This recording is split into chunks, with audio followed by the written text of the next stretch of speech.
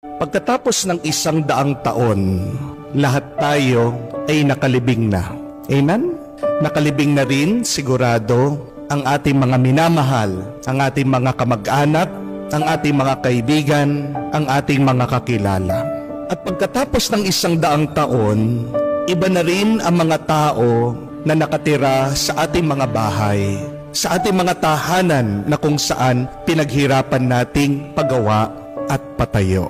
May mga ibang tao na rin ang magmamay-ari ng mga bagay ng ating mga inipon.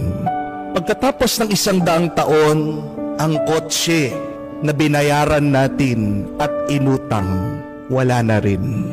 Maaaring ito ay scrap, lata na, tinapon, o baka inilibing na rin. Pagkatapos ng 100 taon, yung ating trabaho na pinagpaguran, ini-stress, palaging iniisip, binigay na sa iba.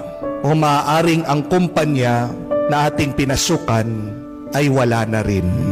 Pagkatapos ng 100 taon, yung mga kaaway natin na kinaiinisan, nakabaon na rin. At pagkatapos ng 100 taon, kahit ang ating mga kaapu-apuhan, hindi man tayo maaalala, makikilala, o matatandaan. Pagkatapos nating mamatay, larawan na lang tayo. Makikita sa album, sa picture, nakasabit sa dingding. Maaaring makikita tayo, dadaan tayo sa Facebook feed ng ibang tao, pero hindi na tayo kilala. Pagkatapos ng 1 dekada, mawawala na rin ang ating mga larawan, ang ating mga alaala. Kung maiintindihan natin ang ating kinabukasan na mawawalang kwenta lahat ng ating mga inaalala dahil may katapusan na ang lahat, hindi ba magiging mas masaya tayo ngayon?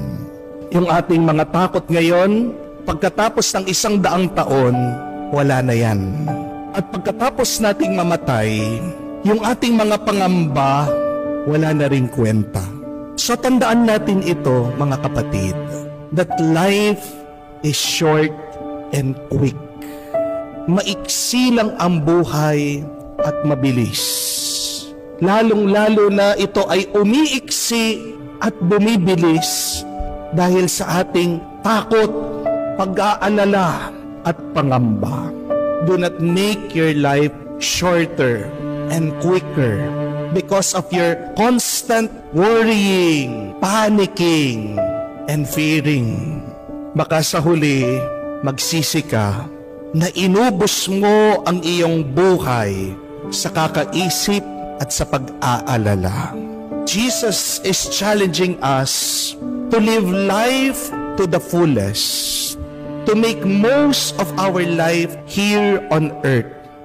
May katotohanan ang kasabihan that if it doesn't matter in 5 years, then don't spend 5 minutes on it.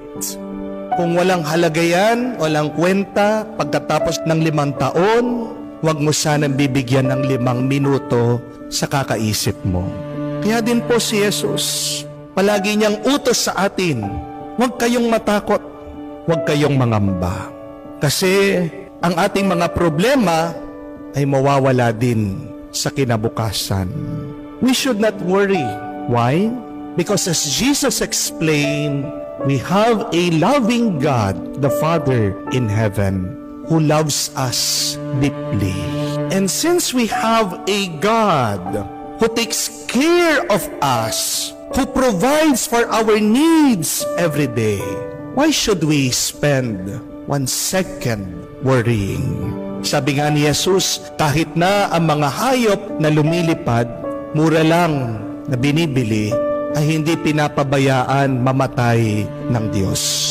Tayo pa nga mga tao na ginawa sa muka at wangis niya. Tayo pa kaya mga tao na tinatawag niya mga anak.